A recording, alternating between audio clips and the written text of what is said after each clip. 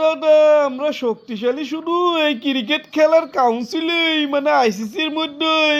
কারণ গরু ছাগলের মতো জনগণ আছে যারা 2 টাকা কামাইয়া 3 টাকা ক্রিকেট খেলাটা খেললে গিয়ে খরচ করে, না খায় থেকে টাকা বিনিয়োগ করে জুয়া খেলে।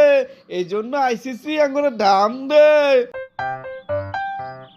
ও দাদা বাবু, বাংলাদেশ এটা কি করলো? পিসকে একটা দেশ আঙ্গলকে চোখে চোখ রেখে সাহস দেখাইলো, বিশ্বকাপই বয়কট করে দিল। তারপর আঙ্গুলে সেই খেলবো না, এত বড় সাহস তাদের করতে পাইলো দাদা বাবু। এই অক্লেশা, আমিও তো অবাক হইলাম রে। এটা বাংলাদেশ কি করলো রে? নিজের পায়ে নিজের কুড়াল মারলো। আরে তাদের খেলা ধ্বংস করে দেবো, ধ্বংস। ও দাদা, আমি বুঝতে পারলাম না তারা এই সাহস দেখাইলো কেমনে। আইসিসি হুমকি দেয় নাই? হুমকি দিয়া তাকে লই আইবেন আঙ্গ দেশ, তাহলে তো আঙ্গ পাওয়ার থাকতো।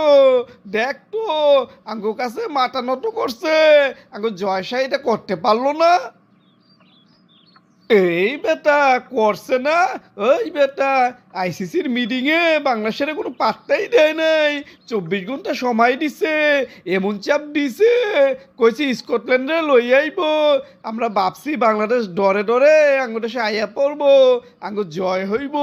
কিন্তু শেষমেশ তারা আইলো না। কি রে, তাকে এত সাহস করতে হইলো রে?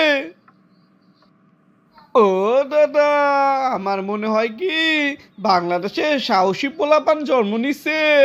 আগে যারা ছিল তারা সাহসী ছিল না, তারা তো সবাই আঙ্গ দেশে আইয়া পড়ছে। এখন যারা আছে সবাই সাহসী, গুমুট খাওয়া পাবলিক না। এই আরামজাদা, তুই গুমুট লয়ে কথা কসকে?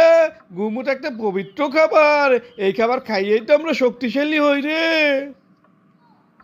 ও দাদা, আমরা শক্তিশালী শুধু এই ক্রিকেট খেলার কাউন্সিলেই মানে আইসিসির মধ্যেই।